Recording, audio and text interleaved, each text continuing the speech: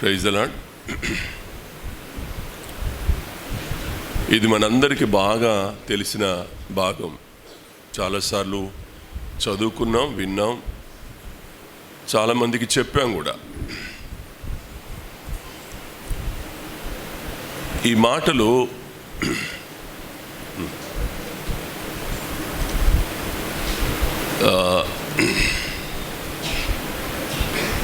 ఆరాధన వర్తమానం చెప్పినప్పుడు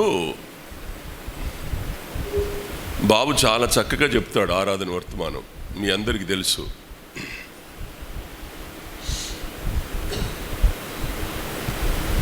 చక్కగా దేవుని యొక్క గుణలక్షణాలను ఒక్కొక్కటి ఎనలైజ్ చేసి ప్రభు ప్రేమ గలవాడు, ప్రభు విశ్వాస్యత గలవాడు, ప్రభు దయగలవాడు, కృపగలవాడు అంటూ చక్కగా ఒక వివరణ ఇస్తాడు. ఎప్పుడైనా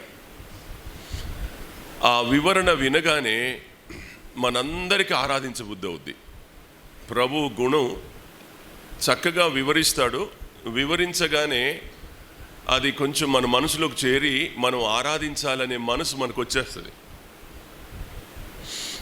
వచ్చి ఆరాధిస్తాం, మంచిగా ఆరాధిస్తారు. ఇందులో ఏ డౌట్ లేదు.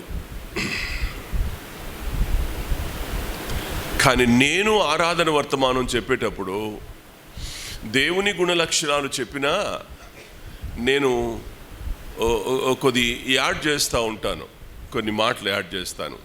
ఏమని యాడ్ చేస్తానంటే, ఆరాధించే వ్యక్తి ఎలా ఉండాలో చెప్తాను నేను. ఆరాధించబడే దేవుడు ఎలాగో బాబు చెప్తే, నేను చెప్పేటప్పుడు ఆరాధించే వ్యక్తి ఎలా ఉండాలో చెప్తాను నేను. తేడా ఏంటి? మీరందరూ ఆలోచిస్తున్నారా? తేడా ఏంటి? బాబు ఏం చెప్తాడు? దేవుని గుణలక్షణాలు స్టెప్ బై స్టెప్ చక్కగా చెప్పుకుంటూ వస్తాడు. చాలా బ్యూటిఫుల్గా చెప్తాడు. వాడు సంతోషం వేస్తుంది.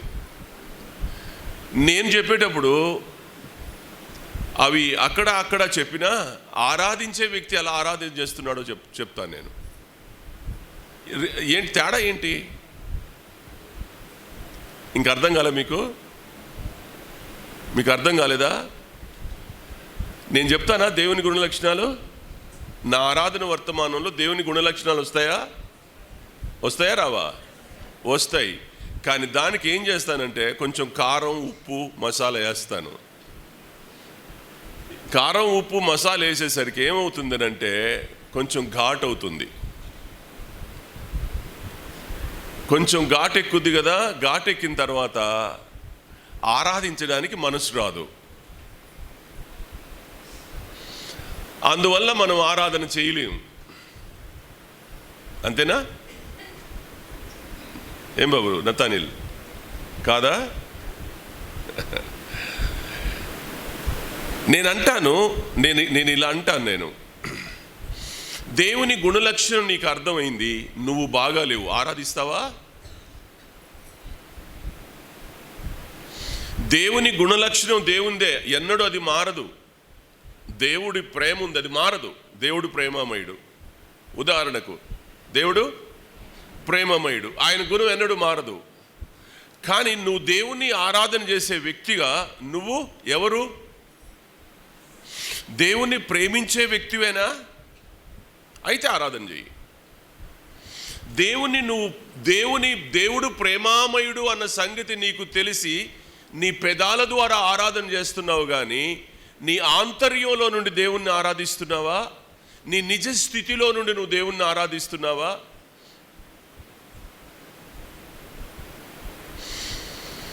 నిన్ను నీవు సంస్కరించుకొని ఆరాధన చేస్తున్నావా? నిన్ను నువ్వు సరిచేసుకొని ఆరాధన చేస్తున్నావా? నువ్వు నిజమైన ఆరాధన చేస్తున్నావా? పెదవులతో ఆరాధన చేస్తున్నావా?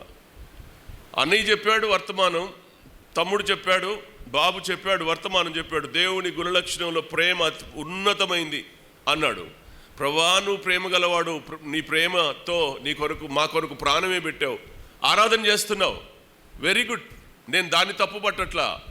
కానీ ఆరాధించే నీవు దేవుని ప్రేమను ఆంతర్యంలోకి తీసుకొని ఆరాధిస్తున్నావా, పెదవులతో ఆరాధిస్తున్నావా?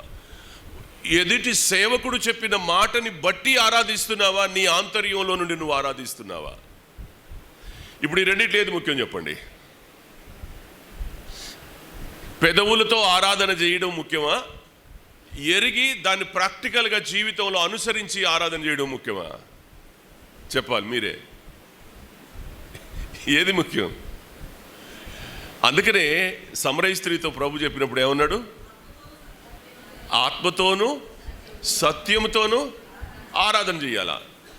ఆత్మ అనుభవం లేదు, సత్యానుభవం లేకుండా అబద్ధము జీవితం జీవిస్తూ, వేషధారణ జీవితాన్ని జీవిస్తూ దేవుణ్ణి ఆరాధిస్తున్నాం. దేవుడు ప్రేమ గలవాడు అని అంటే ఎలా కుదురుద్ది? వేషధారణ నీ జీవితంలో ఉండి, అబద్ధం నీ మనసులో పెట్టుకొని,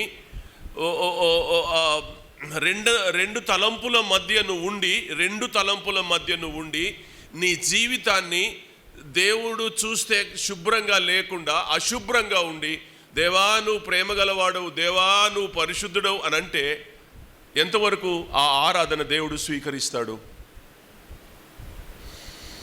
దేవుడు స్వీకరించడానికి, దేవుని గుణలక్ష్యం ఎన్నడూ మారదు. ఆయన్ని స్వీకరించడానికి ప్రతి క్షణం ఆయన్ని స్వీకరించవచ్చు, ప్రతి క్షణం ఆయన్ని మనం స్వీకరించవచ్చు.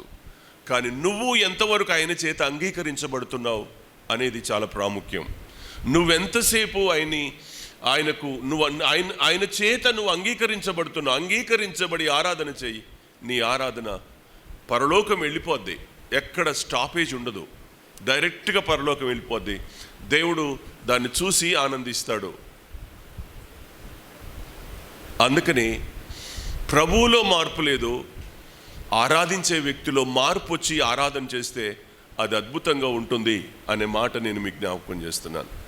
ఈ చదవబడిన భాగంలో సీమోను ఇంట, అది బేతనియాలో సీమోను ఉన్నాడు. అతడు పరిసయుడు, సీమోను పరిసయుడు. ఆ పరిసయుడు యేసుప్రభు వారిని భోజనానికి పిలిచాడు. యేసుప్రభు దగ్గరికి భోజనానికి వెళ్ళిన యేసుప్రభు భోజనానికి వెళ్ళాడు, భోజనం పెడుతున్నారు అక్కడ. ఈమెకు ఆహ్వానం లేదు. ఈమె ఎవరు అనంటే ఒక పాపాత్మురాలు. పాపాత్మురాలుకి పరిసయుని ఇంట ఆహ్వానం ఉంటుందా? పరిసయుడు పరిశుద్ధుల లెక్కలో చేరినవాడు, పరిసయుడు దేవుని సమాజంలో చేరినవాడు, పరిసయుడు దేవుని పరిచారకులలో ఒకడు.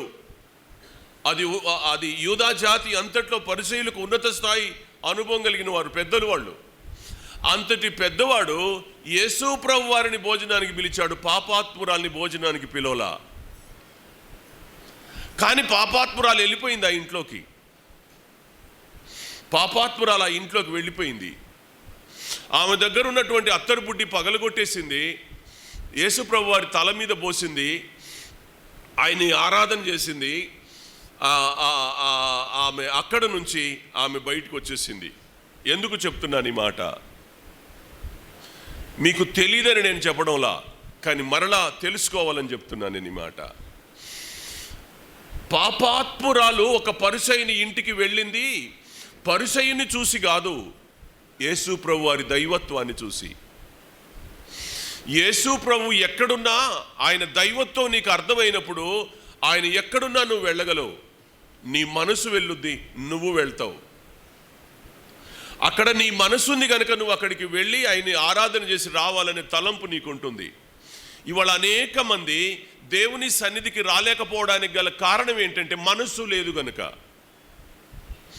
ఒక పవిత్రమైన స్థలం, ఈ స్థలం మీద, ఈ సహవాసం మీద, పరిశుద్ధ సహవాసం, ఈ పరిశుద్ధ సహవాసం మీద మనసు లేదు కనుక నువ్వు రాలేవు ఎన్నడు. ఆ మనసు నీకుంటే ఎన్ని ఆటంకాలున్నా నువ్వు వచ్చేస్తావు. ఇవాళ అనేక మంది దేవుని సన్నిధికి వచ్చి ఆరాధించలేకపోవడానికి గల కారణం ఏంటి? ఆరాధించలేకపోయిన కనీసం ముఖమైనా చూపించడానికి రాలేకపోవడానికి గల కారణం ఏంటంటే వాళ్లకు మనసు లేదు. దేవుని మీద వాళ్లకు మనసు లేదు. దేవుని సన్నిధి మీద మనసు లేదు. దేవుని పరిశుద్ధ సహవాసం మీద మనసు లేదు. దేవుని వాక్యం మీద మనసు లేదు. ఆ కారణం చేత వాళ్ళు రాలేకపోతున్నారు. ఈ అపవిత్రురాలే, ఈ అమ్మాయి తప్పు పనులు చేసిన అమ్మాయే, తప్పు పనులు చేసిన అమ్మాయే అయినా సరే పరిశుద్ధుని యొక్క దైవత్వాన్ని ఎరిగింది గనుక ఆ పరిశుద్ధుని కలుసుకోవాలని వెళ్ళింది. అది వెళ్ళకూడని స్థలమే. ఈమెకు ఆహ్వానం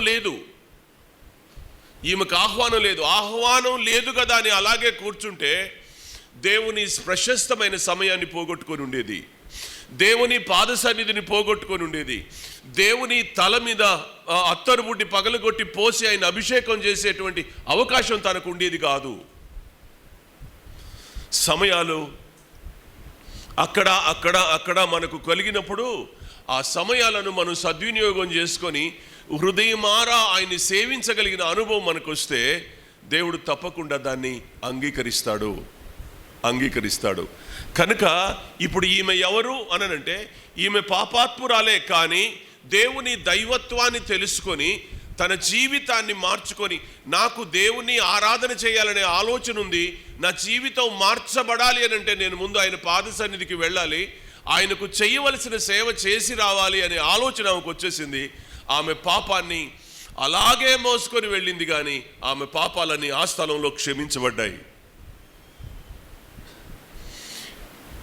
నీ మనసు చెడ్డదే కావచ్చు, నువ్వు సరైన వ్యక్తివే కాకపోవచ్చు, నీ విధానాలు నీకు సంబంధించినవి ఏవి సరిగా లేకపోవచ్చు కాక, నువ్వు సరిగా లేకపోయినా దేవుని సన్నిధికి నువ్వు వచ్చి ఆయన సన్నిధిలో నువ్వు కనబడి ఆయనకు అంతో ఇంతో ఆమెలాగా అత్తరుబుడ్డి బలగట్టక్కర్ల, నువ్వు వచ్చి మోకరిలి నీ నిజస్థితిని ఆయనకు చెప్పుకోగలిగితే నువ్వు పునీతుడు అవుతావు, నువ్వు రక్షించబడిన వ్యక్తిగా మారుతావు. దేవుని సన్నిధి నీకు అనుగ్రహించే రక్షణ లోకంలో ఏ డబ్బుతో కొనలేనిది. ఆ రక్షణ వెండి బంగారాలతో కొనలేనిది రక్షణ. అది యేసుక్రీస్తు ప్రభు వలనే అయ్యేది. ప్రభువా, నేను నీకు, ఆమె దగ్గర చాలా డబ్బు ఉంది, ఆ అమ్మాయి అక్రమంగా సంపాదించిన డబ్బు చాలా ఉంది. మీరు వినాలి ఈ మాట. అక్రమంగా సంపాదించిన డబ్బు, తన శరీరాన్ని అమ్ముకొని సంపాదించిన డబ్బు చాలా ఉంది ఆమె దగ్గర. అందుకనే ఆమె దగ్గర అత్తరుబుడ్డు ఉంది, విలువైన అత్తరుబుడ్డు ఉంది ఆమె దగ్గర.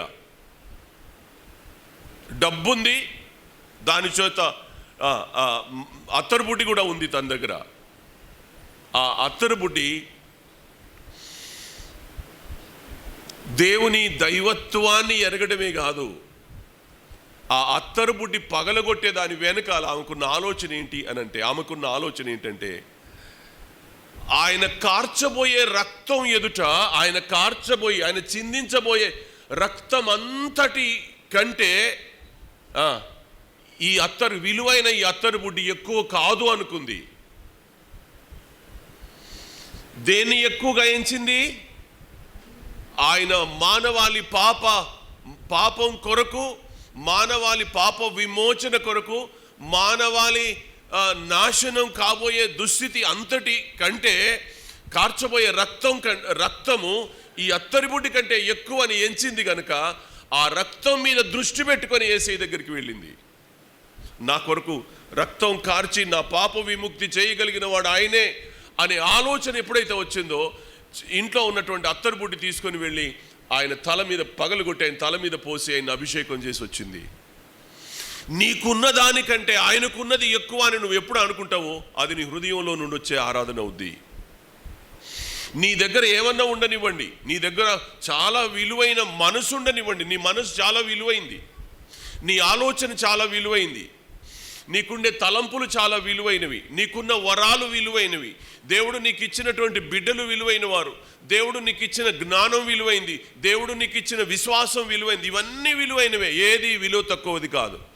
కానీ నీ దగ్గర నీకు ఎన్ని విలువైనవి దేవుడు నీకు ఇచ్చినా దేవుడు కార్చబోయే కలువరి రక్తధారలు అనేవి నీ దగ్గర ఉన్న వాటికంటే శ్రేష్టమైంది ఆ రక్తధార. ఎందుకంటే ఆ రక్తధార ఒక్కటే నీ పాపాన్ని కడిగేది. ఆ రక్తధార ఒక్కటే నీ పాపాన్ని, నా పాపాన్ని కడిగేది. నీ దగ్గర ఉన్న వరం నిన్ను కడగదు, నీ దగ్గరున్న డబ్బు నిన్ను కడగదు, నీ దగ్గరున్న జ్ఞానం నిన్ను కడగదు, నీ దగ్గరున్న విశ్వాసం నిన్ను కడగదు, నీ దగ్గరున్న ఏ విలువైంది కూడా నిన్ను పరిశుద్ధపరచదు, నిన్ను పవిత్రునిగా చేయదు. నిన్ను పవిత్రుడిగా చేసేది ఏంటి అనంటే యేసయ్య కలువరి రక్తం. ఆమెకు అర్థమైంది, ఆయన రక్తం తప్ప ఈ మలిన శరీరాన్ని, నేను సంపాదించిన ఈ డబ్బంతటికి కారణం నా మలిన శరీరం, నా మాలిన్య శరీరం. నా శరీరాన్ని అమ్ముకొని ఇంత డబ్బు సంపాదించాను, ఇంత విలువైనవి ఏవేవో ఉన్నాయి నా జీవితంలో. కానీ వీటన్నింటికంటే మొదట నా పాపం కడగబడడం ద్వారా నేను విలువైన వ్యక్తిగా నేను ఉంటాను అనే ఆలోచన అమ్మాయిది. అందుకని వెళ్ళి ఆ అత్తరి బుడ్డి పలగొట్టింది, కడుక్కొని ఆ స్థలంలో నుంచి పరిశుద్ధురాలై వచ్చింది. ఆరాధించే వ్యక్తికి ఏముండాలి? పెదాలు కావు, ఉట్టి పెదాలుంటే కావు. పెదాలతో ఆరాధన చేసే దానికంటే ఆంతర్యంలో, అంతరంగంతో, ఆత్మతో, సత్యంతో ఆరాధన చేయడం అనేది దేవుడు మన జీవితాల్లో కోరుకుంటాడు. దేవుణ్ణి ఆరాధించే దేవుని పిల్లలు మనస్సులో నుండి ఆరాధించాల. నిజంగా ఆమె ఆమె ఆమె ఘనురాలు, ఆమె ధన్యురాలు. పాపాత్మురాలకి పరిశుద్ధమైన కోరిక రావడం, పాపాత్మురాలకి పరిశుద్ధమైన కోరిక రావడం, పాపాత్మురాలు కడగబడాలి అనే ఆశ ఆయన రక్తంలో మాత్రమే ఉందని నమ్మడం, ఆమె నిజమైన ఆరాధికురాలు అనడానికి ఒక రుజువు. పాపం అంతా లోపల పెట్టుకొని ఆదివారం నాడు మందిరానికి వచ్చి పెదవులతో ఆరాధన చేసిపోయే మనకును ఒక్కసారే సీమోనింటికి వచ్చింది, మందిరానికి కూడా రాలేదు. ఆమె దేవుని మందిరానికి కూడా రాలా. యేసుక్రీస్తు ప్రభువారు ఎక్కడుంటే అక్కడే ఆయన సన్నిధి, అంతే. ఆయన సన్నిధిని కోరుకొని సీమోను ఇంటికి వెళ్ళి సీమోను ఇంటిలో అభిషేకం చేసి తనకున్న విలువైన దాన్ని అప్పగించుకొని వచ్చింది. అది ఆరాధన. మాలిన్య జీవితాలు, మలినమైన బ్రతుకులు దేవుణ్ణి సంతోషపరచనేరవు. అందుకనే ఒక ఆలోచన విశ్వాసికి రావాలా, నేను దేవుని సన్నిధికి వెళ్ళడం ద్వారా ఆయన సన్నిధిలో కార్చిన ఆ యవ్వన పరిశుద్ధ రక్తం నన్ను, నా పాపాన్ని కడుగుతుంది అని నమ్మి దేవుని సన్నిధికి రావాలా. ఆ మాట నమ్మే బలలో చేయి వేయాలా. ఆ మాట నమ్మే కానుక పెట్టెలో కానుకేయాల. ఆ మాట నమ్మే పెదవులతో కాదు ఆంతర్యంతో ఆరాధన చెయ్యాలా. ఇవాళ ఇవన్నీ మారిపోయినాయి, ఇవన్నీ కూడా మారిపోయినాయి. క్రమం మారిపోయింది, క్రమంలో అక్రమం లోపలికి వచ్చేసింది. సంఘాలలో ఆరాధన చేసేవారు క్రమంగా ఆరాధిస్తున్నారా అనే క్వశ్చన్ వస్తే కాదు, అక్రమంగానే ఆరాధిస్తున్నారు అనిపించే అనుభవంలోకి దిగజారిపోయింది. ఇది మనుషుల దృష్టికి కనబడదు. ఎవరికి కనబడుద్ది? పరలోకానికి కనబడుద్ది.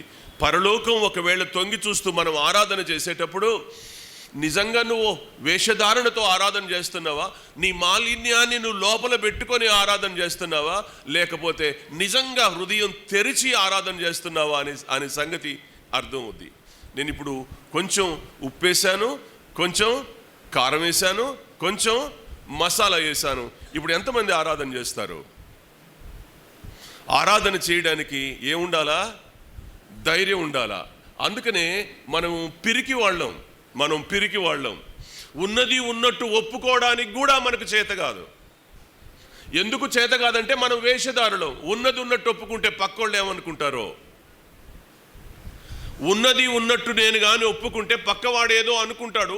పక్కవాడు ఏదో అనుకుంటే నన్ను తక్కువ చూపు చూస్తాడు, నన్ను చిన్న చూపు చూస్తాడనే ఒక బిడియం ఇవాళ క్రైస్తవ విశ్వాసం లోపలికి చేరింది. అందువల్ల మనం సరిగ్గా ఆరాధించలేం. భయపడతాం ఆరాధన చేసేటప్పుడు.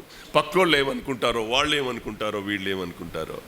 ఏమండి, ప్రభు ఏమన్నాడు అమ్మాయిని గురించి? ఆమె నన్ను విస్తారముగా ప్రేమించింది గనుక ఆమె విస్తారమైన పాపములు క్షమించబడ్డాయి. ఎంత బాగా చెప్పింది ఆమె! యేసుప్రభు వారు ఎంత బాగా చెప్పాడు ఆమె జీవితాన్ని. ఆమె ప్రేమించి దేవుని సన్నిధికి వెళ్ళింది. నువ్వు కూడా దేవుని సన్నిధికి ఎలా రావాలి అనంటే ప్రేమించి దేవుని సన్నిధికి రావాలా. దేవుణ్ణి ప్రేమించి దేవుని సన్నిధికి రావాలా. దేవుణ్ణి నిజంగా నువ్వు ప్రేమిస్తే, నిజంగా నువ్వు దేవుణ్ణి ప్రేమిస్తే నీ జీవితంలో ఓ శ్రేష్టమైనటువంటి మార్పు వస్తుంది. నిన్ను నువ్వు కడుక్కొని వెళ్తావు. ఈ స్థలంలో నుండి నిన్ను నువ్వు కడుక్కొని నీతిమంతురాలుగా, నీతిమంతుడిగా నువ్వు వెళ్తావు. ఎన్ని ప్రసంగాలు చేశానో ఈ 36 సంవత్సరాలుగా, నేను 36, 37, 38 సంవత్సరాలుగా సేవ చేస్తున్నా. కొన్ని వందల ప్రసంగాలు నేను మీకు చెప్పాను. మీరు కొన్ని వందల ప్రసంగాలు మీరు విన్నారు, కొన్ని వందల ప్రసంగాలు మీరు విన్నారు, కానీ కడుక్కున్న అనుభవం లేదు.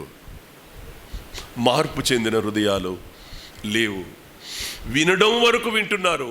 ఆచార ప్రకారం మందిరానికి వచ్చి ఆచార సంబంధమైనటువంటి భక్తిని ఆచరించి మీరు వెళ్తున్నారే కానీ ఆ పాపాత్మురాలైన స్త్రీ వచ్చినట్టుగా, ఆ పాపాత్మురాలైన స్త్రీ వచ్చినట్టుగా వచ్చి యథార్థంగా తన పాపాన్ని యేసు పాదాల ముందు పెట్టి తనకున్న విలువైన తలని, తనకున్న విలువైన అత్తరుబుడిని ప్రభు పాదాల దగ్గర పెట్టిన అనుభవం లేదు.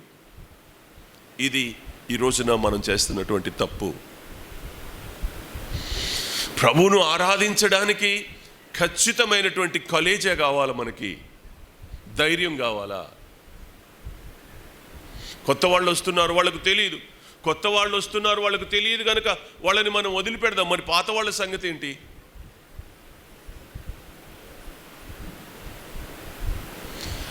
ఖచ్చితంగా మనం ఈ సంగతిని ఆలోచించాలని నేను మీకు మనవి చేస్తూ ఉన్నాను. నేను ఆమెను గురించి ఒక 2 మాటలు చెప్తాను. ఆమెను గురించి ఒక 2 మాటలు చెప్తాను. ఆమెకు ఆహ్వానం ఉందా ఆ ఇంటికి? లేదు. మరి ఎలా వెళ్ళింది? ఆ ఇంటికి ఎందుకు వెళ్ళింది? ఎంత ధైర్యం! ఆరాధించే వ్యక్తికి ధైర్యం ఉండాలా? ఆరాధించే వ్యక్తికి భయం ఉండకూడదు. వాళ్ళు ఏమనుకుంటారో అనుకుందా? వాళ్ళు నన్ను పిలవలేదు కదా అనుకుందా? అమ్మో వాళ్ళిల్లు ఎక్కడా, నేనెక్కడా అనుకుందా? అనుకోలా. అక్కడ దేవుడు ఎవరిని చూడలా. పరిసయ్యుని చూడలేదు, సీమోనుని చూడలేదు, ఆ ఇంటిని చూడలేదు, ఆ ఇంట్లో సోఫాలు చూడలేదు, ఆ ఇంటి ఖరీదును చూడలేదు, ఆ ఇల్లు గొప్పదా చిన్నదా చూడలేదు, ఏది చూడలేదు. ఆమె చూసింది ఎక్కడ అనంటే యేసయ్యను మాత్రమే చూసి ఆ స్థలానికి వెళ్ళింది. యేసయ్యను మాత్రమే చూసి ఆ ఇంటికి వెళ్ళింది. ఇవాళ మనం ఎవరిని చూసి దేవుని సన్నిధికి వస్తున్నాం? మందిరానికి వెళ్ళకపోతే అన్నయ్య అని అనుకుంటాడేమో అనుకునేవాళ్ళు కొద్దిమంది. ఫోన్ చేసి ఎరా గుడికి రాలేదు, చర్చికి రాలేదు ఎరా అడుగుతారేమో అని కొద్దిమంది. ఇదా మన ఆలోచన విధానం? వెళ్ళకపోతే అడుగుతాడేమో అన్నయ్య అడుగుతాడని వస్తావా? అన్నయ్య ఏదో క్వశ్చన్ చేస్తాడని అడుగుతావా? వస్తావా దేవుని సన్నిధికి? రామాక అట్లా కాదు, అది కాదు. నీ అంతట నీవు దేవుని ముఖం చూడాలని రావాలా, దేవుని సన్నిధిని గడపాలని రావాలా, దేవునికి యథార్థంగా నిన్ను నువ్వు అప్పగించుకోవడానికి ఈ స్థలానికి రావాలా. ఆ క్రమం అనేది నువ్వు నేర్చుకోకపోతే నీ జీవితంలో దేవుణ్ణి ఎన్నడూ ఆరాధన చేయలేవు. నీ ఆరాధన సరి అయింది కాదు. ఆరాధన చేసేటప్పుడు బ్రదర్స్లో నుంచి ఒక ఇద్దరు, సిస్టర్స్లో నుంచి ఒక ఇద్దరు ముగ్గురు ఆరాధన చేస్తాం. కానీ ఆరాధన చేసినప్పుడు మనందరం ఆత్మలో ఆరాధన చేయట్లా? ఆరాధన చేసే చెల్లెళ్ళతోనూ అన్నయ్యలతోనూ మనం ఏకీభవించట్లా? అంటే మనం కూడా ఆరాధించినట్టే కదా దేవుని సన్నిధిలో. మన సమయ భారాన్ని బట్టి బ్రదర్స్లో నుంచి ఒక ఇద్దరు, సిస్టర్స్లో నుంచి ఒక ఇద్దరు ఆరాధన చేస్తున్నారు. కానీ మనం అందరం ఏకీభవిస్తున్నాం ఆ ఆరాధనకి. మనందరం ఆరాధిస్తున్నాం. ఆలోచన చేయండి. ఒక వ్యభిచారి, ఒక శరీరాన్ని అమ్ముకునే అమ్మాయి తన పాపాలు అక్కడ తప్ప ఎక్కడ కడగబడవు అనే ఆలోచన చేత ఆయన కార్చబోయే రక్తం విలువ కంటే నేను పగలగొట్టే బుడ్డి యొక్క విలువ, అత్తరు బుడ్డి యొక్క విలువ గొప్పది అని ఎంచి రావడం అనే ఆమె ఆత్మీయ జ్ఞానం ఎదుట మనం వాక్యం తెలుసు, బైబిల్ తెలుసు, అన్నీ తెలుసు అని అనుకుంటున్న మనం ఎక్కడ తప్పు చేస్తున్నామో అర్థం చేసుకోవాలని నేను ప్రేమతో మనవి చేస్తూ ఉన్నాను. నీ ఇష్టం ఉంటే వస్తావు. నెలలో ఒక్క ఆదివారం సిగ్గు అనిపించట్లా?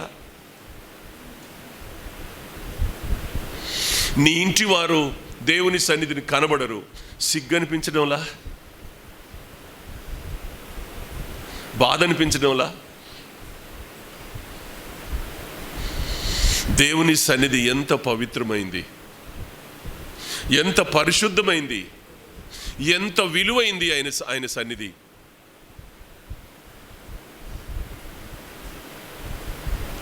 ఖచ్చితంగా మనల్ని మనం సరిచేసుకొని ఆరాధన చేసే ఆరాధన దేవునికి కావాలా. మనల్ని మనం సరిచేసుకొని ఆరాధన చేసే ఆరాధన దేవునికి ఇష్టం. సరి చేయబడకుండా, సరితో నాకు పని లేదో అనుకుంటా, సరి చేయడంలో ఏముంది అని అనుకుంటూ నామినల్గా ఆచారయుక్తంగా వచ్చి కూర్చొని పోయే నీ జీవితం దేవునికి, పరలోకానికి సంతోషాన్ని ఇస్తుందా? ఎన్నడూ సంతోషాన్ని ఇవ్వదు. నువ్వు ఆరాధన చేస్తున్నావనంటే పరలోకాన్ని సంతోషపెట్టే వ్యక్తిగా నువ్వు ఉండాలా. దేవుణ్ణి సేవిస్తున్నావనంటే పరలోకాన్ని సంతోషపెట్టే సేవై ఉండాలా. పాట పాడుతున్నావనంటే దేవుని సంతోషపెట్టేదై ఉండాలా. మోకరిల్లి ప్రార్థన చేస్తున్నావనంటే దేవుని సంతోషపెట్టే విధానం ఉండాలా. అసలు మార్పు అనేది లేకుండా ఎన్ని ఏండ్లు నువ్వు మందిరానికి వస్తే దానివల్ల విలువే ఉంది. ఒక పాపాత్మురాలామె పరిసైడ్ అన్నాడు, ఈయనను ఆరాధన చేసే అమ్మాయి, అత్తరు పుట్టి పల్లగొట్టిన అమ్మాయి ఎవరో ఈయనకు తెలీదా? తెలుసు ఆయనకి. అందుకని అన్నాడు, ఆమె విస్తారంగా నన్ను ప్రేమించింది, ఆమె విస్తారమైన పాపాలు క్షమించబడ్డాయి. ఎంత చక్కగా చెప్పాడు యేసుప్రభువు వారు. నువ్వు నీ ప్రేమను విస్తరింపజేసుకోవాలి. దేవుని మీద నీకుండే అభిప్రాయాలు విస్తరించబడాలి. దేవుని మీద నీకుండే ఆలోచనలు విస్తరించబడాలి. దేవుని మీద నీకుండే దైవత్వపు తలంపులన్నీ విస్తరించబడాలా. అవి పెరుగుతూ పోవాలా. మనలో తరుగుతూ వస్తున్నాయి. మనకు పెరగడంలా, మనకు తరుగుతూ వస్తున్నాయి. తరుగుతూ వస్తున్నా నువ్వు ఏం ఆరాధన చేస్తావు? ముడుచుకుపోతావు. నువ్వు తరిగిపోతున్నాయి. నువ్వు ఆరాధన చేయలేవు. నీ నోటికి పదం రాదు, నీ నోటికి మాట రాదు, నీ నోటికి ఏం ఆరాధన చేయాలో తెలియదు. ప్రభువా ప్రభువా ప్రభువా ప్రభువా ప్రభువా. ఆయనే అన్నాడుగా, ప్రభువా ప్రభువా అని పిలుచు ప్రతివాడు. ఆయనే అన్నాడుగా. పదాలు అందక, నోటికి మాటలు రాక ప్రభువా ప్రభువా ప్రభువా ప్రభువా నీ బొంద, నా శార్థం అర్థం కావట్లే మనకి. నేను కోపపడుతున్నానని మీరు భావించకండి. సంగతులు మీరు ఎంత త్వరగా అర్థం చేసుకొని, ఎంత చక్కగా మీ జీవితాలు మార్చబడి దేవుని సన్నిధిలో నేను ఇలా కనబడాలి అనే ఆలోచన నీకు వస్తే, నేను దేవుడు కోరుకున్నట్టుగా నేను దేవుని సన్నిధిలో కనబడాలనే ఆలోచన నీకు వస్తే నీలో మార్పులు వస్తూ ఉంటాయి. ఆ మార్పులు రావాలా, ఖచ్చితంగా మార్పులు రావాలా. మార్పు అనేది రాకుండా ఎన్నేళ్ళైనా అలాగే ఉంటే నీ ద్వారా పరలోకం ఎన్నడూ సంతోషపడదు. నువ్వు మారుతూ ఉంటే సంతోషమైనకి. ఈరోజు మారలా, రేపు మారుతావు, రేపు కొంచెం మారుతావు, ఎల్లుండి కొంచెం మారుతావు, అవతల నేను కొంచెం మారుతావు, వారం తర్వాత ఒకలాగా, నెల తర్వాత ఒకలాగా, 6 నెలల తర్వాత ఒకలాగా, సంవత్సరం తర్వాత ఒకలాగా నీ జీవితం మార్చబడుతూ ఉంటే పరలోకానికి సంతోషం. ఒక్కసారి ఎవరు మారరు.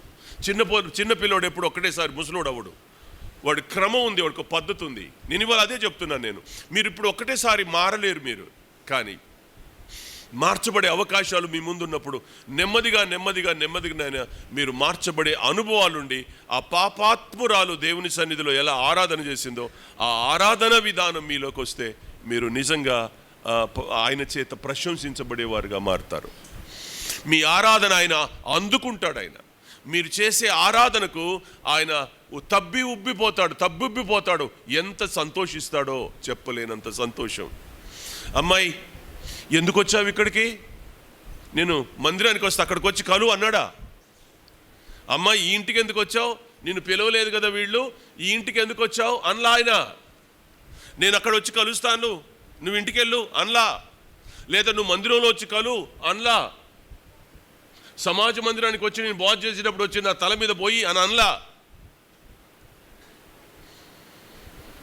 హృదయంలో మార్పు ఎంత చక్కగా ఉండాలో, ఎంత మంచిగా ఉండాలో, ఈ మార్పు రానంత కాలం మీరు అపవిత్రులుగానే ఉంటారు. మీరు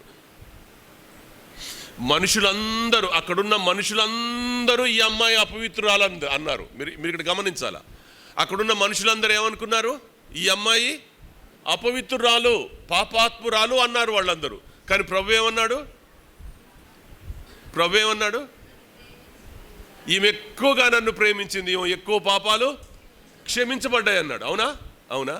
ఒక్క దేవుని దృష్టిలో ఆమె పవిత్రురాలు, మనుషులందరి దృష్టిలో అపవిత్రురాలు. ఇక్కడ ఆపోజిట్.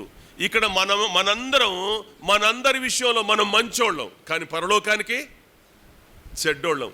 ఈ తారతమ్యం మనకు అర్థం కావట్లా. ఈ తారతమ్యం మనకు అర్థమవుతే మనుషుల దృష్టిలో మంచివాడిగా కనబడ మాకు, నువ్వు పరలోకం దృష్టికి నువ్వు మంచి వ్యక్తిగా కనబడు. పరలోకం నిన్ను చూసి ఆనందించాల, పరలోకం నిన్ను చూసి మహిమపరచాల.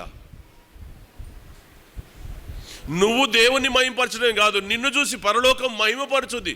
17వ అధ్యాయంలో, యోహాను సువార్త 17వ అధ్యాయంలో, నా మహిమను నేను మీకు ఇచ్చానన్నాడు ఆయన. తనకున్న మహిమను మానవుడికి ఇవ్వడానికి ఎంత సంతోషమో ఆయనకి. ఆయన దగ్గర ఉండి ఆయన అనుభవించాల్సిన మహిమను నీకు ఇవ్వడం అంటే నువ్వెంత ధన్యురాలవి, ఎంత శ్రేష్ఠ అనుభవం అది. ఈ రోజున మనకు దేవుని సంగతులు అర్థం కాక మనం కొట్టుమిట్టాడుతూ ఉన్నాం. ఈ లోకమే ఇది. ఈ లోకం నువ్వు బ్రతికే 60-70 ఏండ్ల ఆ జీవన విధానం కొరకు నువ్వు ఆలోచిస్తున్నావు, కానీ దేవుని మహిమను నువ్వు కొంచెం కూడా ఆలోచన చేయలేకపోవడం అనేది మన జీవితంలో మనం అనుభవిస్తున్న దారిద్ర్యం. దీన్ని మనం చాలా జాగ్రత్తగా గమనించాలని మనవి చేస్తూ ఉన్నాను. భయపడిందా ఆమె ఏమన్నా భయపడిందా? ఏం భయపడలా. ఎంత ధైర్యమో ఆమెకు ఎంత ధైర్యమో. ఆమె ధైర్యాన్ని బట్టి నిజంగా మనము ఎంతైనా ఆమెను అభినందించవచ్చు. ఇలా ఆమెను గూర్చి చెప్పుకుంటూ పోతే అనేకమైన సంగతులు. ఈ భాగంలో మీరు ఆలోచించండి. ఆమెను గూర్చి మనం చెప్పుకోవడానికి ఎన్ని సంగతులు లేవు? లేవా? ఒక సాక్షిగా నిలబడింది మనందరి ముందు ఆమె. ఒక పాపాత్మురాలు దేవుడు ప్రశంసించే స్థానంలో నిలబడింది.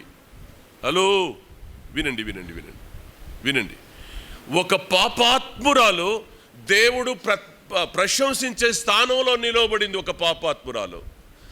పరిశుద్ధులము అనుకుంటున్న మనం పరలోకం విమర్శించే స్థానంలో నిలబడుతున్నాం మనం ఈరోజు. పరలోకం మనల్ని విమర్శించే స్థానంలో మనం కనబడుతున్నాం ఈ రోజున. పాపాత్మురాలు పరలోకం ప్రశంసించే స్థానంలో నిలబడింది. ఆమెకు మనకెంత తేడా. ఈ తేడా ఎక్కడొచ్చింది చెప్పండి? ఈ తేడా అంత ఎక్కడొచ్చింది? మీరే చెప్పాలా. ఈ తేడా ఎక్కడొచ్చింది? ప్రభు ఆమెను ప్రశంసించే స్థానంలో నిలబడింది. ఇవాళ మనల్ని పరలోకం చీదరించుకునే స్థానంలో మనం ఉన్నాం ఈ రోజున. ఎందుకున్నాము అనంటే మనం నిజంగా దేవుని ఆరాధన చేయట్లేదు కనుక, ఆత్మతో సత్యంతో ఆరాధన చేయలేని అనుభవాలు కనుక, ఆచారయుక్తమైన ఆరాధన మన జీవితంలో కొనసాగుతుంది కనుక. అలాగని నేను అందరిని అనట్లా, అందరు అలా చేస్తున్నారని అనట్లా. ఆత్మతో ఆరాధన చేసే పిల్లలు దేవుడు ఆయా స్థలాల్లో ఉంచకపోతే మన సంఘాలు ఎన్నడో నాశనమై ఉండేవి, మన సంఘాలు పతనమై ఉండేవే. ఎవరు మాట్లాడేది? దూరం జరుగు. కాబట్టి దయచేసి ఈ విషయాలను మనం గమనించాలని నేను మీకు ఖచ్చితంగా జ్ఞాపకం చేస్తూ ఉన్నాను. ఎన్ని తరాలకు జ్ఞాపకార్థంగా కార్యం చేసింది ఆమె చేసిన పని ఒకటే రోజా? ఒకటే రోజేనా? హలో, వినాలి. ఒక్కసారి చేసిందా? రోజు చేసిందా? ఒకటేసారి చేసింది. కానీ ఆమె జ్ఞాపకార్థాలు చదవండి. వచనం, సర్వలోకము ఎక్కడ ఈ సువార్త ప్రకటించబడునో అక్కడ ఆమె చేసినది జ్ఞాపకార్థముగా. చెప్పండి. నువ్వు చేసే ఆరాధన నువ్వు చేసే దేవుని పని, నువ్వు చేసే దేవుని సేవ, నువ్వు చేసే దేవునికి నువ్వు ఏది చేస్తున్నావో అది సర్వలోకంలో వినబడాలి, సర్వలోకంలో కనబడేదిగా మారాలి.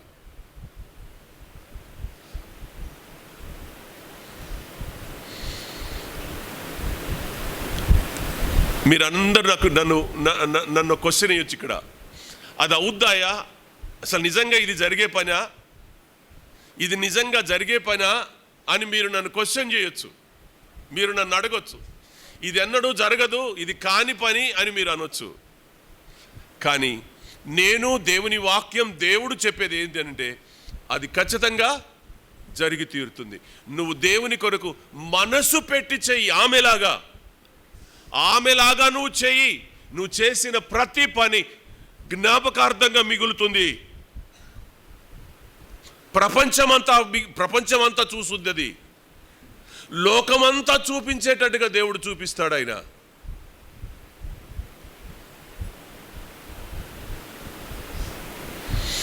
బల్లెం పెట్టి పొడిచాడు, శిలువలో బల్లెం పెట్టి పొడిచాడు. పొడిస్తే రక్తము నీరు కారాయి. కారిన నీరు ఆ పొడిచిన వాని ముఖం మీద పడితే ప్రపంచం అంతా చూసింది. పక్కనే ఉన్నాడు కుడి చేతి వైపున దొంగ, ఒక్కటేసారి అడిగాడు, ఏమని అన్నాడా? ఒక్కటేసారి. వాడి మనసు ఎప్పుడు మారింది? అక్కడే మారింది, ఆ క్షణంలోనే. పరలోకం చూసింది, లోకమంతా చూసింది. నువ్వు యథార్థంగా చేసే ప్రతి చిన్న పని, దేవుని నువ్వు హృదయమార ఆరాధన చేసే ప్రతి నిజారాధన, దేవుని కొరకు నిన్ను నీవు సమర్పించుకొని చేసే ప్రతి చిన్నది లోకమంతా చూసేటట్టుగా దేవుడు పరలోకంలో నిన్ను చూపిస్తాడు. అది దేవుడు. ఒక్కటేసారి కదా ఈ అమ్మాయి చేసింది, ఒక్కటేసారి. ఆ అబ్బాయి క్షమాపణ అడిగింది ఒకటేసారి. మనకు ఆయనకు తేడా ఏంటి? మనం రోజు క్షమాపణ అడుగుతున్నాం, మనం ప్రతిరోజు క్షమాపణ అడుగుతున్నాం. రోజు క్షమాపణ, సిగ్గు లేకుండా అడుగుతున్నాం ప్రతిరోజు క్షమాపణ. అందుకనే ఎన్ని రోజులను చూపిస్తాడు నిన్ను ప్రపంచానికి? ఒక్కసారి మారి పరలోకానికి నువ్వు కనబడగలిగినంత సమీపంగా నీ జీవితం ఉంటే ఎంత అద్భుతమైన ఆశీర్వాదం వస్తుందో. అమ్మాయి ఒకటేసారి మారింది, ఒక్కటేసారి. బ్రహ్మం గారు, అక్స, రాహేలమ్మ, మెరుసమ్మ, వీళ్ళందరూ సారయ్యని దేవుని మందిరానికి, సారయ్య భార్యని దేవుని మందిరానికి నడిపించాలని అనుకున్నారు. మంచి ఆలోచన, అద్భుతమైన ఆలోచన. మా అందరిలో వాడొక్కడే బయటికి వెళ్ళిపోతున్నాడు, వాడిని దేవుని సన్నిధికి నడిపించాలనే ఆలోచన వాళ్ళకు వచ్చింది. చక్కగా క్రైస్తవ పెళ్లి చేశారు. ఏమన్నా కానివ్వండి, వాళ్ళ ఆలోచన ఎంత మంచిది చెప్పండి. వాళ్ళ ఆలోచన మంచిదా కాదా చెప్పండర్రా? మంచిదా కాదా? మంచి ఆలోచనే. కానీ పెళ్లి చేసేటప్పుడు క్రమం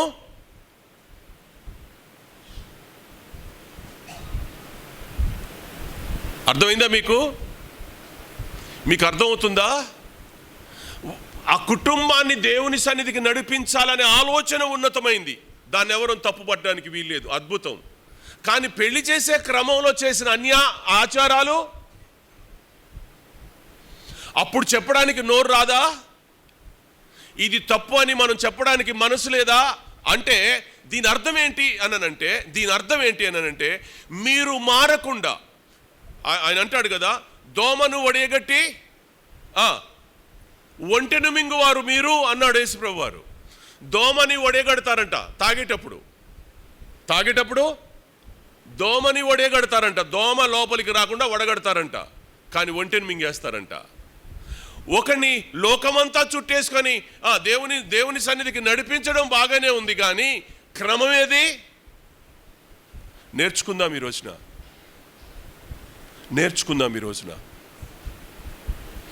దేవుని క్రమం నీలో లేకుండా, దేవుని పద్ధతి నీలో లేకుండా, దేవుని ఆలోచన విధానాలు నీలో లేకుండా నువ్వు అనేకులను దేవుని మందిరానికి నడిపిస్తాను అనే ఆలోచన తప్పు.